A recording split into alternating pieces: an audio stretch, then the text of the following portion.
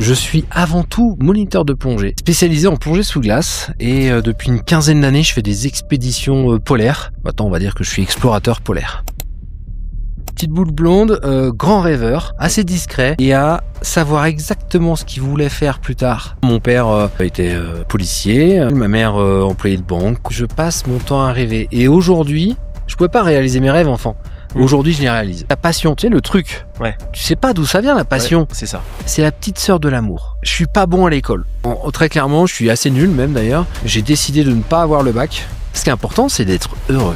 Peu importe la manière, c'est d'être heureux. C'est ça. Pour le reste...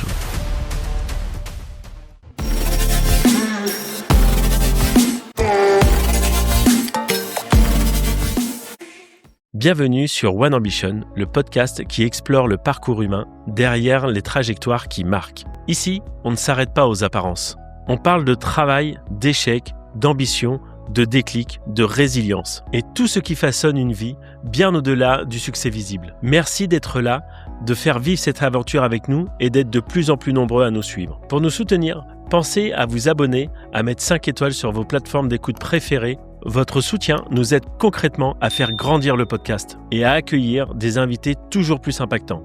Maintenant, place à l'épisode. Bienvenue sur le podcast de One Ambition. Bienvenue Alban. Merci Nico. Ça fait plaisir de te recevoir aujourd'hui. Tout d'abord, merci à l'Hôtel Le Refuge de nous accueillir. Franchement, ça fait quand même super plaisir d'être ici dans ce beau décor. Les gens ne voient pas derrière la caméra, mais c'est vraiment top. Ouais, c'est un bel hôtel ici à Tignes. C'est ça. Est-ce que tu peux te présenter en quelques mots, s'il te plaît ? Alors, je m'appelle Alban Michon et je suis avant tout moniteur de plongée. D'accord. Spécialisé en plongée sous glace et depuis une quinzaine d'années, je fais des expéditions polaires. Okay. Alors, Arctique ou Antarctique, donc maintenant, on va dire que je suis explorateur polaire. Ok, parfait. Si on remontait à l'enfant que tu étais, qu'est-ce qu'on verrait ? Alors, c'est une bonne question, ça attaque fort. Hein, ouais, t'as vu ça un peu ? Qu'est-ce qu'on verrait ?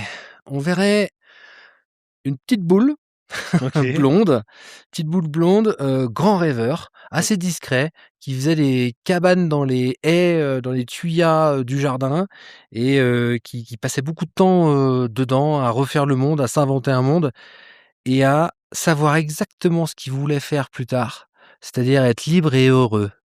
Il souhaitait être libre et heureux. Et d'ailleurs, je me rappelle, j'avais 10 ou 11 ans, j'avais écrit notre maîtresse d'école nous avait demandé d'écrire une rédaction. Ok. Et j'ai eu 6,5 sur 10. Et sur cette rédaction, c'était écrit « Depuis que je suis tout petit, je rêve d'être un plongeur professionnel. » Ah ouais ? Donc, je sais ce que je veux. Je suis très têtu, on va dire, dans le bon sens du terme. Mais voilà ce qu'on aurait vu, un gamin assez discret, grand rêveur, petite boule blonde. Voilà, okay. Avec la coupe au bol, tu te rappelles ouais. Voilà. C'est notre génération, ça. Oh, l'enfer. C'est ça. Ouais, c'est ça, voilà. Du coup, t'as grandi où ? Frère, sœur, papa et maman, ils faisaient quoi ? Alors, j'ai une sœur qui s'appelle Anne. J'ai grandi à Troyes, capitale de l'Andouillette. Ok. Je préfère quand même le préciser, attention. D'accord, ok. Voilà. Ça a l'air d'être très important, je sens. Voilà, je le place, ça c'est fait. Et, non, mon père était policier, Michel. Ma mère employée de banque, Colette. Voilà. On avait une petite maison à Troyes, très sympa, très chouette. Enfin, moi, j'ai passé une très très belle enfance. C'était vraiment, super. Ouais, la vie est belle. Grand rêveur. Je crois que c'est vraiment ça. Pour moi, je passe mon temps à rêver. Et aujourd'hui, je pouvais pas réaliser mes rêves enfant. Aujourd'hui, je les réalise. D'accord. En gros, c'est à peu près ça, quoi. Et du coup, c'est marrant, tu te dis dès le départ, là, j'étais déjà grand rêveur. Qu'est-ce qui t'a amené à tout de suite être grand rêveur et tout de suite, pourquoi l'exploration plongeur ? Qu'est-ce qui t'a amené tout de suite à ça ? Est-ce qu'il y a eu un environnement, un film, je sais pas, quelque chose qui te... Alors, je dis souvent que tu te rappelles du commandant Cousteau. Ah bah oui, bien évidemment. Donc, tu as un certain âge. Ouais. Ah oui, ça nous arrange pas. Ouais, je suis jeune, 25 ans. Et bien, le commandant Cousteau, il passait sur Antenne 2 les dimanches après-midi. Oui. Alors, je n'étais pas forcément un fan du commandant Cousteau, je ne le savais pas, mais quand je tombais dessus, les dimanches après-midi, je rêvais, il me faisait rêver. Il m'a donné l'envie d'explorer. Il m'a donné l'envie d'être curieux. Parce qu'explorateur, c'est quoi ? C'est être curieux, en fait. Bien sûr, c'est être ça. curieux de la vie, de tout. Fait, ouais. Donc, je crois que c'est lui m'a inspiré. OK. Après il y a, quand j'avais ma petite cabane dans les Tuyas, chez mes parents, je m'imaginais, pilote de sous-marin, ou même sous la table chez ma grand-mère, Ah ouais. j'allais dessous, j'étais déjà dans l'optique sous-marine, en fait. Cette vision sous-marine, je l'avais déjà en tête et voilà, j'étais sous la table de ma grand-mère, voilà, une fois que j'avais fini de manger, j'étais dans ce petit compartiment, j'ai l'impression d'être dans un sous-marin donc lui a dû beaucoup contribuer à ça, OK. le commandant Cousteau, plus après, je sais pas, il y a un truc, je me rappelle aussi, j'avais une dizaine d'années et je crois que c'était chez un dentiste ou un truc comme ça. Tu sais, il y a sur la salle d'attente, il y a des magazines Ouais. Ouais, ouais. et un jour, j'ai vu un scaphandrier. OK. J'ai arraché les pages, je les ai encore. C'est vrai? J'ai arraché les pages et je les ai encore et c'était Patrick Baudry, ce scaphandrier. Enfin, je sais tout par cœur, je connais ma vie forcément, mais je me rappelle de tout ça. Ça Ouais, m'a marqué, tout ça, c'est le départ, c'est les c'est premières incroyable. briques de ma vie et donc j'avais arraché les pages et je les avais gardées et un jour j'avais écrit, j'avais encore une dizaine d'années, à la Fédération française d'études et de sport sous-marin. Donc «Bonjour, je voudrais faire de la plongée, comment je fais?» et il m'avait dit: «Bah, voilà, il y a une école il y a un club de Il t'avait plongée, répondu? il m'avait répondu par lettre, bien Ouais, bien sûr. évidemment. Mais ouais, tout ça, ça m'a inspiré. Puis après, un peu plus âgé, quand j'étais un peu plus grand, il y avait Nicolas Hulot qui passait Bien avec sûr. Ouais, Ushuaïa avec et Ushuaïa, ouais. il nous a fait rêver, Nicolas Hulot. Enfin, c'était Clairement. aussi de la découverte, c'était aussi, heu, plus ou moins quand même le début de l'écologie, de Oui. la protection de l'environnement, c'était un mélange de tout ça, en fait, dans ces Mmh. années-là et donc je crois qu'il y a eu pas mal de la télé qui m'a beaucoup inspiré, bon. Ouais, parce que du coup, tu as pas du tout grandi dans un environnement géographique et familial qui était propice à tout ça, en fait? Non, bah, non, parce que Troyes, c'est une ville, alors on a une petite maison de campagne, mais alors voilà, on allait faire un peu les foins, on allait, Ouais. j'étais un peu dans la campagne, aller voir les vaches, on faisait du vélo dans la gadoue, on allait, couper, des arbres pour faire du bois pour la cheminée. Ouais. Mais j'étais pas un grand non plus, j'étais pas dans la campagne pure et dure, en fait, Ouais, hein, ouais. donc non, il y a quelque ch et je dis souvent aussi, je crois que la passion, tu sais, le truc, Ouais. tu sais pas d'où ça vient la Ouais, passion. c'est ça. C'est la petite sœur de l'amour. Ouais, c'est Tu mignon. ne sais pas d'où ça vient, c'est irrationnel. Quand tu vois un garçon ou une fille et que tu dis: «Oh, boum boum» dans ton cœur, c'est irrationnel, Complètement.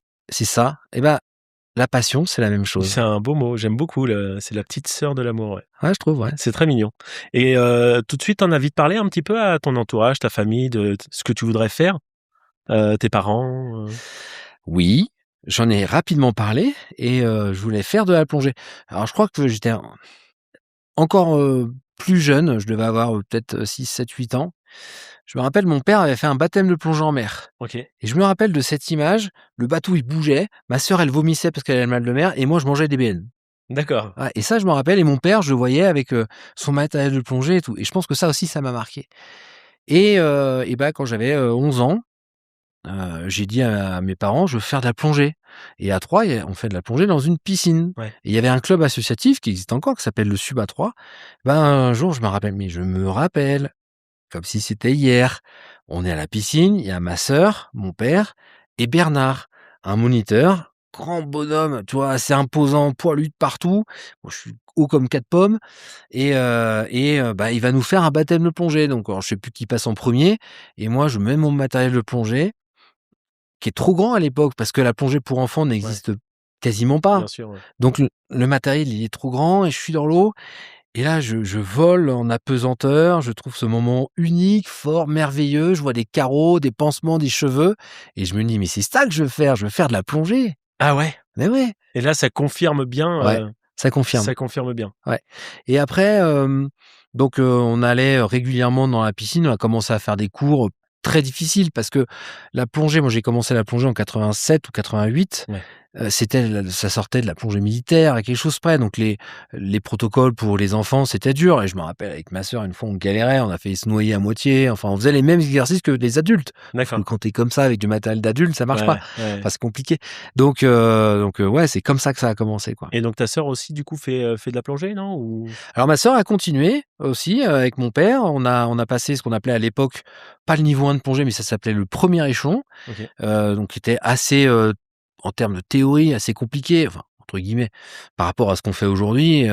Mon père, copiait sur nous, enfin voilà, c'était rigolo sur les cours théoriques quand on a passé l'examen et après mon père a arrêté, ma sœur a un petit peu continué, mais moi je suis le seul à avoir continué, sur du long terme. D'accord, et quand tu parlais de ce côté, «Je veux être plongeur», les gens, ils croyaient en toi quand, tu parlais, ou c'était, «Oui, c'est bien, c'est une activité, un peu extrascolaire» et puis, Oui, alors c'est pas qu'il croyait en ou pas en moi, parce qu'en fait, c'était effectivement une activité. «Oh bah tiens, il a trouvé un truc qui lui plaît, bah tant mieux en fait». Donc j'ai ouais, eu cette chance d'avoir des parents intelligents qui disent: «Bah OK, il aime ouais, cool. bien, bah on y va quoi, bingo, puis on verra ce que ça donne». OK. Et ils ont investi, ils ont acheté du matériel parce qu'ils voyaient que j'accrochais dans le délire et donc petit à petit, j'ai eu du matériel de plongée et puis en fait, ça ne m'a jamais quitté. Je suis toujours passionné. La vie aujourd'hui est un peu différente par Ouais, rapport à ce que j'ai fait, avant, mais je suis toujours passionné. ouais, Moi, la ouais. plongée, c'est toujours ma vie.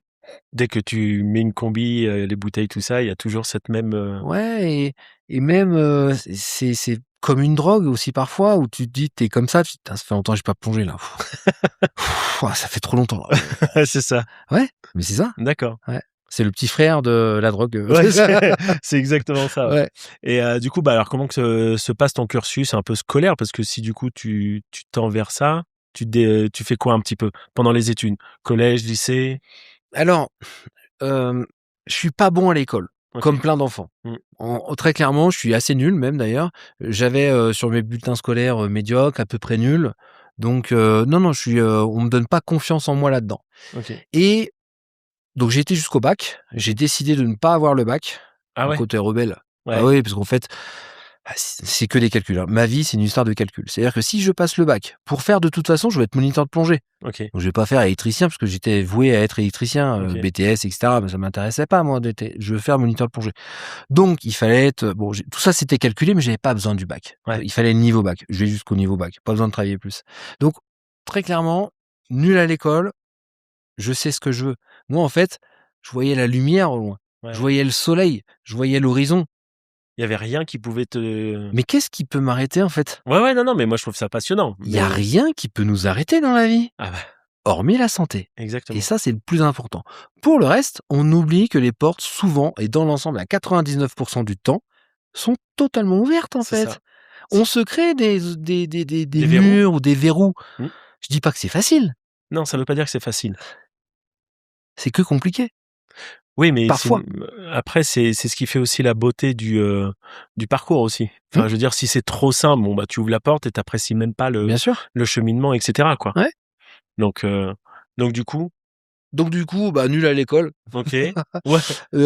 Non et puis après, j'ai eu cette chance d'être passionné, OK. donc de savoir où je voulais aller et j'ai pas arrêté l'école parce qu'après j'ai fait des études pour être moniteur de plongée. Ouais. J'ai pas arrêté l'école pour dire: «Bah, j'arrête parce que j'aime pas l'école». C'est important l'école, Mmh. attention, c'est pas ce que je dis. Moi, je savais ce que je voulais, donc il y avait une carrière pour être moniteur de plongée. C'était un brevet, c'était un diplôme professionnel, hein, d'ailleurs OK.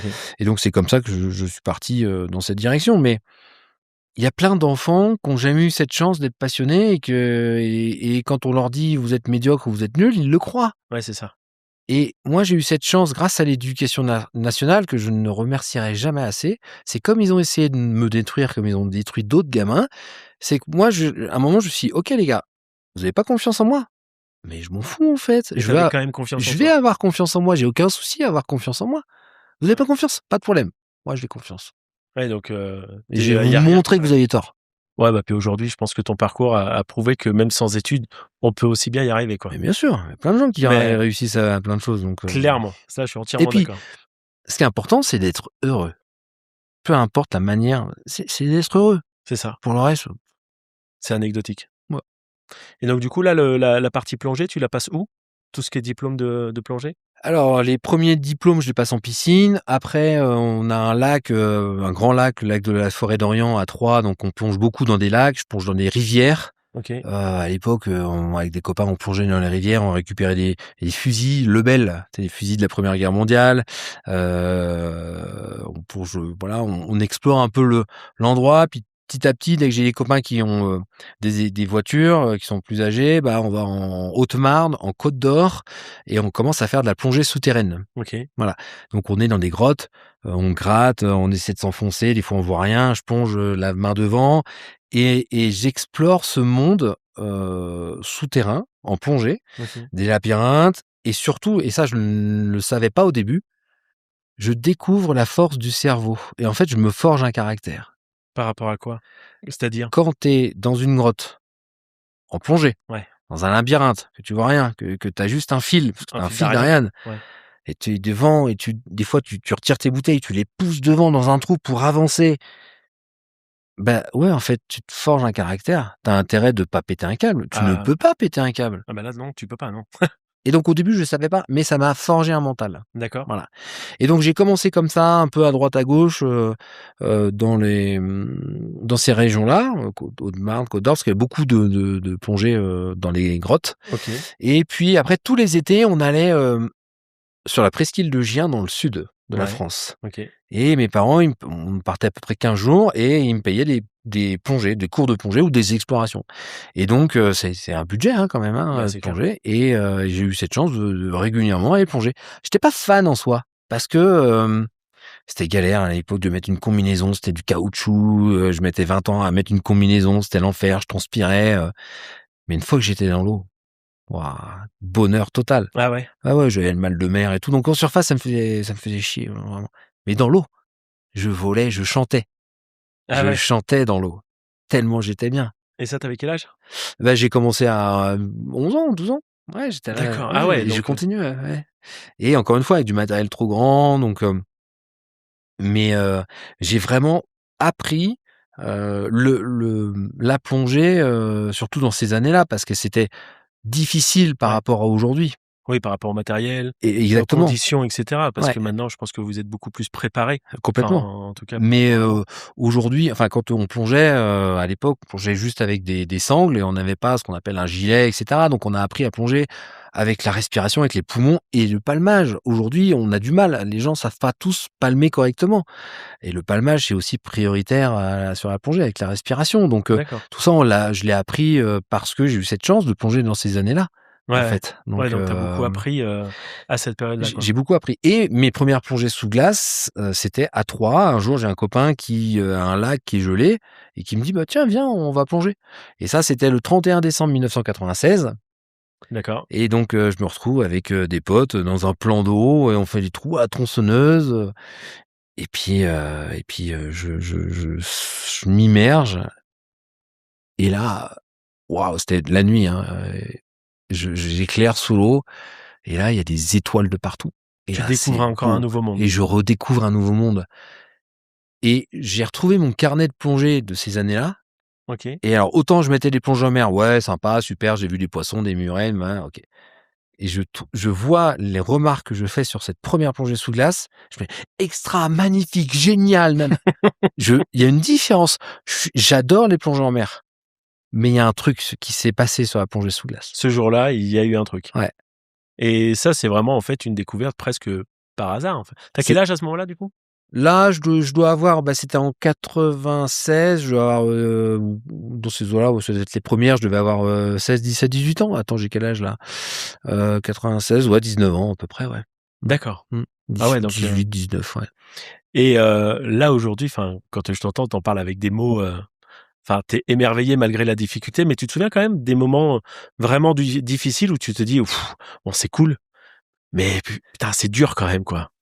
Est-ce que tu pas envie de lâcher, tu vois? Est-ce qu'il y a des moments comme Tu ça où parles sur les premières plongées en sous-glace, par ouais, même les exemple, premières plongées, tu vois, quand on t'apprend parce que, comme tu disais avec ta sœur, finalement, bah, c'est pas si simple, le matériel n'est pas adapté, Mmh. il y a des fois, tu as failli te noyer, enfin, tu vois? C'est un peu, Ouais, mais c'est que difficile. Quand ma première immersion sous la glace, ça pique dans tous les sens parce que j'ai pas de combinaison étanche donc l'eau elle rentre, c'était les anciennes combinaisons, ça caille, et là en fait tu te marres parce que tu dis: «Oh putain ça caille» mais mais c'est tu y vas en tellement beau. fait, mais c'est tellement beau et puis, ouais c'est enfin Ça non, passe. il y a pas de difficulté. Pour moi, j'aime bien rajouter le «que». C'est vraiment mon mantra ce «que» parce que oui, la vie parfois elle peut être difficile, mais c'est que difficile. Il y a un truc qui est important, qui est vraiment important, c'est la santé. Je suis d'accord. Ça, c'est pour moi, c'est le top du top, il faut en prendre soin. On peut pas rigoler sur la santé. Mmh. Pour le reste, tu as cassé ton téléphone, C'est que un heu téléphone. tu t'es fait, larguer, tu as perdu ton job, c'est pas rigolo, hein? Ça fait partie des moments difficiles de la vie. Mmh. Mais c'est que difficile. Il y a des grandes chances que tu rebondisses. Il y a des grandes chances que que peut-être le chemin d'après, il soit encore meilleur que ce que tu as C'est ça. aujourd'hui. C'est pour ça que oui, bien sûr, c'est pas rigolo. Il y a plein de choses qui sont pas marrantes dans la vie. Non, mais je suis d'accord avec toi. Mais c'est tout. Il y a une phrase que j'aime bien, que j'ai entendue il y a pas si longtemps qui disait, «Dans la vie, on a tous des problèmes. Le jour où tu es malade, tu en as qu'un seul». Mais exactement. Et j'aime beaucoup parce que ça rejoint exactement ce que tu dis. C'est ce côté où, en fait, tu priorises après. Mmh. C'est, comme tu dis, le téléphone, te faire larguer, Mmh. c'est chiant, mais c'est pas grave. Oui, oui, en soi, c'est pas grave. Bien sûr, il y a des choses qui sont graves. C'est ça. Mais du coup, ça vient d'où quand même ce côté un peu, enfin, parce que là, tu vois, t'en parles, mais il y a un côté, enfin, j'aime beaucoup cette prise de recul, en fait, que tu as et tu dis que tu l'as quand même déjà, très jeune. Ouais. Et toi, il y a un côté, j'adore, hein, je trouve ça génial et c'est un beau message, mais c'est de se dire tout de suite: «OK, je prends du recul, il m'arrive ça, c'est galère, mais c'est que ça». Je pense qu'encore une fois, c'est grâce à l'éducation nationale. OK. Comme ils ont pas été cool, pas que envers moi, encore une fois, Ouais, bien sûr. mais quand j'allais à l'école, au début, quand ça allait mal, quand j'ai des sales notes, que t'as honte de dire: «Putain, j'ai encore eu 4, j'ai encore eu 2, j'ai des zéros», hem, que ça marche pas, en fait, tu dis: «Putain, j'ai un problème, machin et cetera», et donc à un moment, aller à l'école avec une boule au ventre, c'était le cas pour moi, comme beaucoup d'enfants, encore une fois. Sauf qu'un jour, je me suis dit: «Mais mec, tu peux pas aller, à l'école avec une boule au ventre? C'est pas possible». Ouais.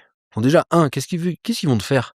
Ils vont pas te mettre -20 ou un truc, Ouais, c'est ça. déjà, en fait, c'est que des notes, on s'en fout. 2, qu'est-ce que tes parents, ils vont te faire? Ils vont pas être contents et c'est tout. Et 3, la langue française est extraordinaire. Elle a inventé un mot qui s'appelle l'appréhension, et la peur, elle paralyse, elle fige. Ouais, L'appréhension, elle permet d'être vigilant, concentré et de faire des choses. exactement, ouais. Et moi, je passe ma vie à appréhender. Quand je plonge, j'appréhende parce que ça me dit: «OK, est-ce que tu as bien pensé à ouvrir tes bouteilles? Est-ce que tu pas oublié ton ordinateur, ton machin?» La peur, tu peux te retrouver devant des méchants terroristes et être comme ça, Ouais, ne pas bouger. Ça, c'est la peur. La peur, elle existe, mais elle est rare. ouais, Et donc, pardon de dire aux gens qu'on a rarement peur dans une vie. Et qu'en fait, qu'on ne fait que appréhender. Et appréhender, c'est quoi? C'est différents niveaux de ouais, stress. c'est ça, ouais. C'est du stress, ça, et on a tous plus ou moins du stress. Quand tu vas à un rendez-vous, tu peux avoir du stress, mais c'est ce qu'on appelle du stress positif qui C'est te ça, permet de préparer ton rendez-vous. C'est génial. exactement. Et bah, Tu puis ton cerveau est en ébullition, il est, enfin voilà, tu sens que tu mmh, tu travailles à fond, quoi, mais tu pas peur. mais tu pas Et peur. donc si on n'a pas peur, ça veut dire qu'on peut avancer. Ça veut Exactement. dire que c'est open bar. La vie est open bar. A priori, on en a qu'une. Putain, faut y aller. Moi, je suis pas là pour la subir, ma vie, hein. Il C'est est ça. hors de question, les gars, hein. Je suis là pour la kiffer, hein. Puis il y a tellement de choses à faire. Mais Enfin, c'est tellement de choses. et c'est marrant, que tu dises ça, mais moi je le transmets maintenant à mes enfants. Je leur dis toujours: «Tu veux le faire? Vas-y, fais. Oui, bien sûr. Mais qu'est-ce qui t'en empêche?» «Bah oui, mais quoi? Qu'est-ce qui t'en empêche? Moi? Maman? Non, personne. Tu peux le faire». On rebondit, on apprend, machin, C'est l'apprentissage, en fait. bien sûr. Tu repars jamais en plus à zéro. Parce Non, que tu apprends quelque chose, ça s'est pas bien passé, tu reviens peut-être un peu en arrière, mais du coup, tu as appris quelque chose en chemin bien qui sûr. te permet de rebondir encore mieux. Ouais. Donc, après du coup, donc ça, c'est l'élément déclencheur, donc ce 31 juillet, 96. 31 décembre 96. 31 J'ai décembre, pardon. l'impression que tu suis pas. Donc ça, c'est l'élément déclencheur. Après, qu'est-ce qui se passe? Hem, Qu'est-ce qui se passe? Alors après, donc en gros, j'ai pas le bac. Réunion de famille dans la salle à manger. Mmh. Mon père, ma mère, là, en face, et tous mes potes qui m'ont dit, j'étais prêt à repasser le bac, hein. Parce qu'ils Ah m'ont ouais? dit, ouais, ils m'ont dit: «Ouais, tous mes potes, hein, me disent: "Ah quand même, passe le bac, repasse le bac et tout", et je me suis dit: «Si mes parents, ils me disent: "On va repasse le bac", j'étais prêt à dire oui». D'accord. Et mes parents me disent: «Bon, tu veux faire quoi?» Bah, moniteur de plongée, les gars. Qu'est-ce que je fasse d'autre? C'est écrit, quoi. Enfin, je veux dire, OK, comment tu fais? Alors, il faut que je fasse ça, ça, ça, tel diplôme, machin, ça se passe ici, machin, et là, ils me disent: «OK, on te soutient, vas-y». Ah cool, Waouh, waouh, c'est beau. bah, ouais. Donc je fais job d'été, je bosse un peu, alors je fais éboueur, je fais, reprographe, je travaille à la poste, je suis postier, je fais plein de trucs, plein de petits boulots, et et je travaillais dans une usine de chocolaterie et là, j'adore le chocolat, je passe mon temps à bouffer du chocolat, et j'ai un peu d'argent et là, je vais passer mon monitorat de plongée. OK. Voilà, donc je fais ça, je suis moniteur de plongée et après je suis appelé sous les drapeaux parce que j'avais l'âge, j'étais dans les derniers Ah ouais. et là, je suis moniteur de plongée. Je me démerde pas trop mal quand tu fais tes classes parce que c'est un peu comme le film Coluche, tu sais, après tu as un tableau et quand tu te débrouilles pas trop mal, bah, tu as des places. Ouais. Bon, bah, je m'aperçois que parce que je suis motivé, parce que si tu bosses bien, tu peux avoir des places super bien, je suis moniteur de plongée, je pourrais peut-être aller en mer. Oh, je finis, 17e sur 120. Putain, c'est bizarre quand même. Passer mon monitorat de plongée, j'ai une très bonne note, je finis dans les premiers. Et en fait, je me dis: «Mais c'est marrant en fait, quand tu es motivé, Tu peux tout y arriver. en fait, ah mais je suis pas si con que ça en C'est fait». ça. Donc je finis 17e et je finis à Nice. OK. Génial Nice! Donc je suis gendarme auxiliaire à Nice. Ouais. Et là, je m'amuse à arrêter les petits gens là, tac, vas-y, on avec des copains, et puis je suis aussi, je vais dans la gendarmerie maritime faire plonger, les petits délinquants, qui sortent de prison et puis aussi le colonel, l'adjudant et je: «Eh dis donc mon colonel, c'est pas comme ça qu'on fait un vidage de masque, hein, ça n'y fait ni à faire, hein». Et en fait, je m'éclate quoi. Et ça pendant combien de temps? Bah, ça dure, 10 mois, c'est 10 mois D'accord. et en fait, c'est le plus grand club med de ma vie. Mais c'est génial l'armée en fait, tu es payé 500 francs par mois, OK. Oui, Mais mais je bon. me suis marré, quoi. Ah bah, tu C'était m'étonnes. génial. Je vivais. J'étais moniteur de plongée. Je kiffe, je me marre, je fais les soirées, enfin c'est qu'est-ce que je te dis? C'est la belle vie. Tu m'étonnes. C'est que il y a pas de limite, en fait. Donc voilà, ça c'était c'est un peu, une très belle, période de ma vie et puis après j'entends qu'il y a une école de plongée sous glace qui est à vendre. D'accord. Oh, le truc improbable. Bah ouais. Je fais: «Mais OK». Où ça? Bah, ici à Tignes. OK. Oui, parce que là, on est à Tignes, pour ceux qui savent pas. On est à Tignes et il y a une école de plongée qui existe, une école de plongée sous glace qui est à vendre. Et là, j'ai une copine qui avait, monté une pizzeria, qui avait une vingtaine d'années et en fait, qui me dit, «Bah, regarde, voilà, chiffre d'affaires, nanani», qui m'explique un petit peu, parce que moi, j'y connaissais que dalle, hein, Ouais. sur la gestion d'une entreprise. Alors, je suis pas très bon non plus aujourd'hui, mais en tout cas, elle m'explique un peu, voilà, chiffre d'affaires, tac, tac. Et puis tu pas né en plus avec des parents entrepreneurs, Pas du tout tout, ça, donc pas du effectivement, tout. tu Tous, pas l'environnement pour, quoi. bah, pas du tout. Je vois pas ce que je fais, à mon compte, en gros Mmh. et elle me dit: «Mais vas-y, va la racheter l'école, quoi». Je fais: «Bah, j'ai pas d'argent». Oui, il faut quand même un peu d'argent, quoi. Léger. Et là, je pars avec, la petite Fiat, de mes parents là, je viens ici à Tignes et c'était un couple qui avait, cette école. Et dans ma tête, je pars avec le risque, la logique et l'incertitude. Le risque, il me dit: «Mais en fait, qu'est-ce que tu vas acheter une école comme ça sans argent?» Enfin, il y a de grandes chances qu'ils se disent: «Non merci, au revoir», quoi. Ouais, bien sûr. Tu la logique qui dit: «Mais» c'est logique aussi qu'ils disent: «Bah non, si tu pas d'argent, c'est pareil, va-t'en», voilà donc et tu quand même le risque qui me dit: «Mais si jamais, tu ça, t'es pas comptable, tu connais rien». Bon, donc la logique et le risque, en gros, ils m'attirent pas vers, l'achat de cette école. Par contre, tu l'incertitude qui me dit: «Mais ouais, mais l'incertitude, ça te permet d'écrire peut-être un avenir différent, un avenir que tu pas imaginé» et l'incertitude, ils me disent: «Mais imagine, ils te disent oui». En fait, c'est une clé l'incertitude. C'est pour ça qu'aujourd'hui, on est dans un monde très incertain, mais en fait très challengeant et très intéressant aussi. Parce que ça nous Complètement. permet de rebondir, de créer, d'innover et de Mais c'est exactement ça, ouais. voilà. Donc j'arrive ici à Tignes. Je te la fais vite, hein, parce que sinon on en a pour 5 heures de podcast et je rencontre les gens et je leur dis: «Écoutez» et je suis moniteur de plongée, je suis motivé, par contre j'ai pas d'argent. Ils me disent: «Bah, si tu as pas d'argent, va-t'en» et je suis reparti. Bon, j'ai pas acheté quoi, en fait, l'école de plongée. Ah ouais? Ouais, ouais, ça t'a cassé le Ah non, mais là bah non, c'est pas possible. oui, mais alors attends, je vais finir. Ah bah oui, bah je veux bien.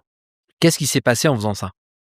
En fait, en allant ici en voiture à Tignes, j'ai tenté, j'ai osé. Exactement. Ce qu'on ne fait pas parce que la logique voudrait que, bah, tu pas d'argent, tu vas pas acheter. Mais on oublie d'oser Mmh. et le fait d'oser, bah, 1 an plus tard, ils m'ont appelé, ils m'ont dit: «Beh, personne ne veut dans notre école, est-ce que tu es toujours intéressé?» «Bah oui, mais j'ai toujours pas d'argent» et en fait, ils m'ont fait un crédit vendeur. Je savais même pas que ça existait un crédit Ouais, vendeur. bien sûr.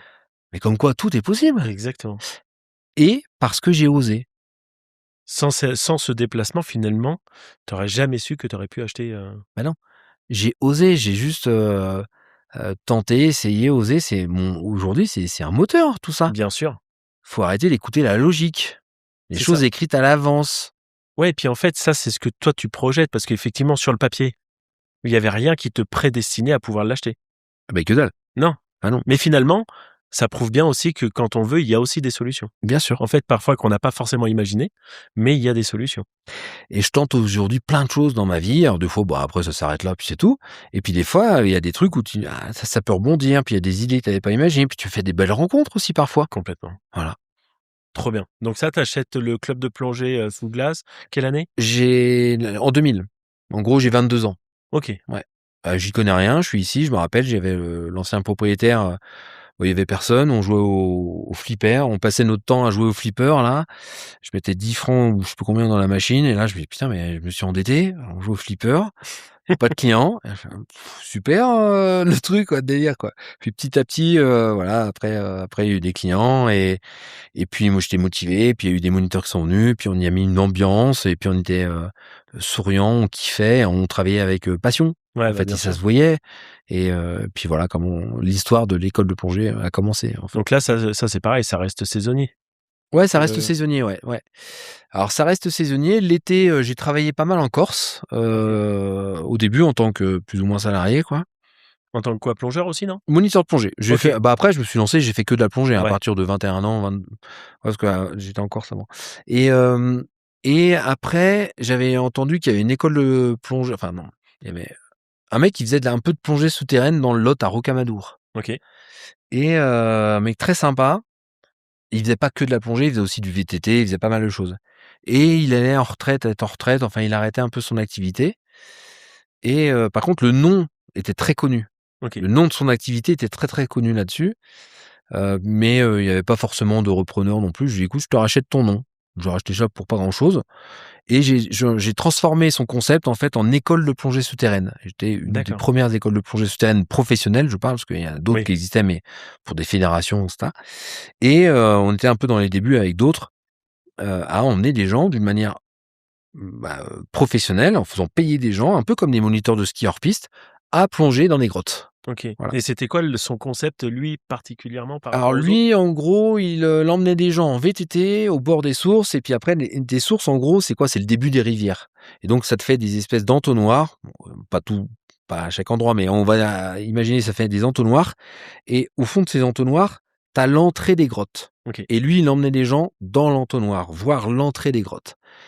Et puis après, il faisait des visites de moulins, des visites de trucs, et cetera. Bon, moi j'avais commencé à reprendre un peu comme ça, puis je me suis dit: «Bah, c'est pas trop mon délire de faire du vélo, de faire juste des plongées là, moi je vais emmener les gens à l'intérieur, quoi». Ah ouais. Ok. Donc voilà, après j'ai arrêté son concept, et j'ai emmené les gens à l'intérieur. Voilà. Ok. Et là, ça a cartonné. Plongée sous glace, ça a cartonné, les plongées souterraines, ça a cartonné et je travaillais 11 mois sur 12, parce que l'été, je prenais des vacances Ouais. entre guillemets. C'est-à-dire que j'allais chez les copains qui avaient des écoles de plongée, en mer et quand tu es juste moniteur de plongée, tu es tranquille, hein. Bah c'est ça. Ah moi j'encadrais les gens, on prenait l'apéro, si, je veux dire s'il y a pas de clients, bah, entre guillemets, c'est pas j'y peux rien, si le bateau il est en panne, c'est pas je m'en fous, enfin tu vois? Entre guillemets, tu vois? Ouais, bien Donc sûr, ouais. mais je travaillais 11 mois sur 12 et je me forçais à prendre au moins 3 semaines de «vacances» entre guillemets parce que je préparais l'hiver Ok. et j'ai fait ça pendant des années. Ok. Et après, tu t'es spécialisé que sur la plongée sous glace ou tu continues Non, j'ai fait les 2 pendant plus de 10 ans, 15 ans quasiment et heu et c'est là où la plongée souterraine, même d'emmener des gens dans des grottes, si c'est là où je travaillais beaucoup sur la peur, le mental, où, je disais aux gens: «Attention les gars, hein, si je t'emmène à 200 mètres, 300 mètres ou 500 mètres de l'entrée ou 1 kilomètre et que tu me dis: "Tiens, je vais remonter", c'est pas possible, hein». Et là, j'avais vraiment un discours très, mindset, très, peur, appréhension et cetera et très crescendo aussi, on y allait Ouais. doucement et cetera et donc j'ai emmené, des milliers de gens, plonger dans les grottes, c'était passionnant. Et donc ça m'a forgé un mental, un caractère, un esprit et après ici à Plongée sous glace à Tignes, j'ai énormément plongé, j'ai emmené beaucoup, beaucoup de gens et en fait, c'est là où j'ai commencé à avoir une spécialisation de la plongée sous glace et il y a des gens qui faisaient des aventures, des expéditions, qui allaient au pôle Nord, entre autres ou au pôle Sud, mais surtout au pôle Nord et qui me demandaient des conseils. Et c'est comme Mmh. ça que j'ai commencé à avoir un pied dans l'aventure pour répondre à des demandes un peu particulières. OK. Et toi, tu t'es formé un peu au mindset justement ou tu l'as fait en fait un peu, au fur et à mesure? Tu as appris au fur et à mesure, tu vois, pour même le transmettre aux gens? Parce que comme tu dis, quand tu commences à rentrer dans une galerie et tu sais que tu peux ni remonter ou qu'il y Mmh. a encore 200-500 kilomètres à revenir, je pense que enfin, ça se fait pas, du premier abord? J'ai jamais, été encadré ou un truc comme ça. J'ai pas suivi de stage. C'est venu petit à petit. Voilà, c'est vraiment, avec des mots, des regards, OK, des mises en confiance, voilà, c'est quelque chose que j'ai construit sans le savoir. OK. Voilà, et avec la réaction des gens et puis en fait, ça a toujours marché en fait. Ouais, ça Ouais, s'est toujours bien passé. toujours bien passé. Ouais Donc, donc une fois, il y a eu quelqu'un qui a un peu paniqué et c'est marrant parce que, enfin marrant, il est pas mort, hein. Mais en gros, cette personne-là, elle venait souvent plonger chez moi, donc je la connaissais très bien cette personne OK. et puis un matin, on va plonger quelque part et là, il me fait une crise de panique et donc je le vois, je l'entends déjà. Il est légèrement sur le côté derrière moi et je l'entends qu'il commence à paniquer. Parce qu'en fait, tu développes des sens quand tu es en plongée, encore plus, dans des environnements, confinés et cetera. Tu es au moindre, le Ouais, son, tu l'entends et c bon. Et donc, je me retourne et là, je vois, il commence à remonter au plafond, à être collé sous la la voûte, paroi, ouais. voilà, la paroi. Donc il faut savoir que généralement, il y a de la vase, hein. Donc il commence à être collé et j'entends sa respiration qui commence à faire Ouais, ouais. j'arrive vers lui et en fait, je vois ses yeux qui commencent à partir comme ça et là, je fais: «Putain, c'est pas ouf, quoi». Ouais. Et en fait, je prends la main, je le tiens et je le regarde et je lui fais et ça l'a calmé. Ah ouais. Ouais. Je lui ai tenu la main, je comme ça, tranquille, tranquille mon cœur. Et après, on est ressortis ensemble tranquille, voilà. Et tout ça pour dire que, je lui dis: «Est-ce que tu veux replonger?» Alors on a discuté, on a débriefé, il comprenait pas pourquoi et cetera. «Est-ce que tu veux replonger l'après-midi?» Il me dit: «Oui, mais tranquille». Donc on a fait une petite plongée, il a commencé à refaire une petite panique. Mmh mh. Et donc je lui ai dit on est ressortis, je lui ai dit: «Écoute, je n'irai pas à ton enterrement, hein, donc tu arrêtes». Voilà, on arrête et je lui ai dit: «Mais il y a un truc, c'est pas possible que je te connais, ça fait des années on plonge ensemble et qu'aujourd'hui tu as ça». Et en fait, il me l'avait pas dit, mais il divorçait. Mmh. Voilà. Donc le mental, il est dingue, en fait. Il est énorme. Il est énorme.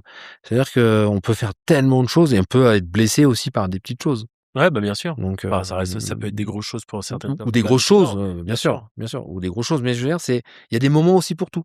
Ouais, On bien a le sûr. droit d'être plus ou moins faible dans la vie, hein. C'est pas Mmh. grave, hein, c'est pas un souci, quoi. Mais il faut aussi l'accepter. C'est pas grave. C'est ça. Et du coup, donc là, après, il y a de plus en plus de personnes qui te demandent pour l'exploration polaire, c'est Mmh. ça? Ça à quel moment ça s'enclenche de dire: «Là, je vais commencer à partir un peu plus dans le pôle Nord ou le pôle Sud, à faire de l'exploration»? Hem, je sais plus trop en quelle année, j'ai commencé par ça devait être 2003-2004, par un explorateur qui s'appelait enfin il s'appelle encore, il est toujours pas mort, Frédéric Chamard-Boudet. D'accord. Et Fred, me dit, je suis c'était un ancien militaire, balèze le mec et il va au pôle Nord et il me dit: «Bah, j'ai quand même besoin de tester mon matériel, mes skis. Si je passe à travers la glace, qu'est-ce que je fais?» Parce qu'au pôle Nord, c'est une mer qui est gelée, c'est un espèce de grand puzzle géant qui bouge au gré des vents, des courants. Donc tu peux passer à travers, quoi. Et donc il vient ici à Tignes et je lui mets en place un truc pour qu'il puisse tomber avec ses skis, avec sa poulka, enfin son traîneau et voir combien de temps il ressort et cetera. Bon, il s'entraîne et bon avec parce qu'il y a quand même des skis, donc il doit mettre 2 minutes, un truc comme ça pour, sortir ici. Et il part au pôle Nord et moi je le suis. C'était un peu le début d'internet, hein, donc je suis un peu sur internet ce qui se passe et à un moment j'entends, via les médias, Frédéric, a déclenché sa balise de détresse. OK. Et en gros, une fois qu'il est revenu et cetera, ce qui s'est passé, c'est qu'il est passé à travers la glace au pôle et il a pas mis, 2 minutes pour s'en sortir en fait, il a mis, beaucoup plus de Mmh. temps. Donc il a quand même failli y rester. Donc ça, c'était ma première incursion dans le monde de l'aventure où je me suis dit: «Tain, c'est fou parce que ce qu'il a fait ici, là-bas, il a failli y passer». Donc j'ai amélioré un peu les techniques. D'accord. Et puis petit à petit, il y a eu un autre, grand aventurier qui s'appelle Jean-Louis Etienne qui est venu ici, pour s'entraîner parce que, ça c'était en 2008 ou 2009 je crois. Il partait avec un dirigeable traverser l'Arctique et cetera. et je rencontre un peu son équipe, on fait des choses ici et puis en gros, je sympathise avec, quelqu'un de son équipe et le projet de Jean-Louis se fait pas. Par contre, je sympathise avec un mec qui s'appelle Guilain et Guilain me dit: «Ouais, mais viens, puisque notre projet ça se fait pas, bah viens, on part au pôle Nord». D'accord. Ouais, il m'appelle un jour sur l'autoroute, je me rappelle, hein. Il me dit: «Ah, ça te dit, on part au pôle Nord, on est 4 et puis, on part de 3 mois et puis on plonge sous la banquise». OK, Normal. voilà. Donc c'est comme ça que, j'ai commencé à rentrer dans l'aventure, en fait, dans le monde OK, de donc là, l'aventure. c'était 2008-2009. Là, on est à peu près dans les années 2008-2009, ouais, c'est ça. Ouais, OK. Moi, complètement. j'ai une question qui est totalement novice parce que il y a une vraie différence entre l'Arctique, l'Antarctique en termes d'expé? Oui, alors il y a pas mal de différences. Il y a, on va dire, les 2 grosses différences. Hem, la grosse différence, c'est que l'Antarctique, le pôle sud, c'est un continent. C'est-à-dire que sous toute cette glace et cette neige, bah, c'est un continent. OK, Voilà. Et par contre, l'Arctique, pôle Nord, c'est, une mer qui est gelée. OK, Voilà, donc ça gèle, ça dégèle, mais c'est vraiment qu'un océan, l'océan Arctique. Voilà. OK. Et puis après, tu as des ours au pôle Nord, tu en as pas en Antarctique. Après, il y a d'autres différences, mais en tout cas, c'est un peu les grosses différences, quoi. D'accord. Donc là, tu pars ta première expé, donc là, vous partez à combien? À 4 du coup? Non, alors en fait, on est 8.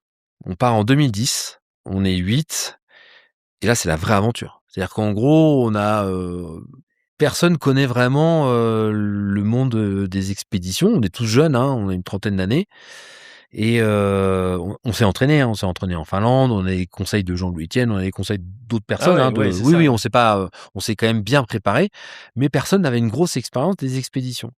Moi, j'avais la spécialisation de la plongée sous glace, et c'était mon truc. Chacun son domaine. Il y en a, c'était la photo, et un autre, c'était un mécano. Bon.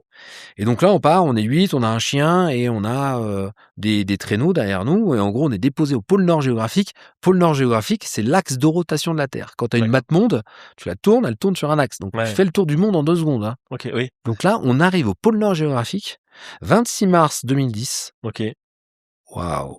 Et là, on nous laisse, on est tout seul sur la banquise, ça caille. -50, -40, et là, tu as à peine à l'horizon, le soleil qui commence à pointer le bout de son nez et en fait, il va tourner autour de nous. On est D'accord. sur le toit du monde Ouais, bien sûr. et là, c'est waouh! Tu es à, 2 000-3 000 kilomètres du moins de secours. Ouais, Tu ouais. personne qui est là, en fait, et là, c'est le vent, la glace. En permanence. Ouais. Parce que là, vous Alors partez là, il y combien de avait de temps? silence, il y avait pas de vent, mais en gros, on va cohabiter entre principalement vent, glace et courant. OK. Voilà, et là, c'est là où c'est les premières, vraies expéditions, quoi. Et là, l'objectif de cette expé, c'est quoi l'objectif derrière tout ça? L'objectif, il est multiple. Déjà, c'est de faire 800 kilomètres en tirant nos traîneaux sur une banquise. Il faut savoir que c'est chaotique. C'est-à-dire que tu peux avoir des murs de glace qui font 2 mètres de hauteur. D'accord. Tu peux être sur une plaque de glace et en fait reculer. Des fois, tu as des rivières de glace où tu es obligé d'enchaîner, de passer dessus pour accéder à une autre plaque. Donc c'est pas plat, en fait, comme on l'imagine. Ça bouge tout le temps. Tu entends la glace craquer. Donc c'est très impressionnant.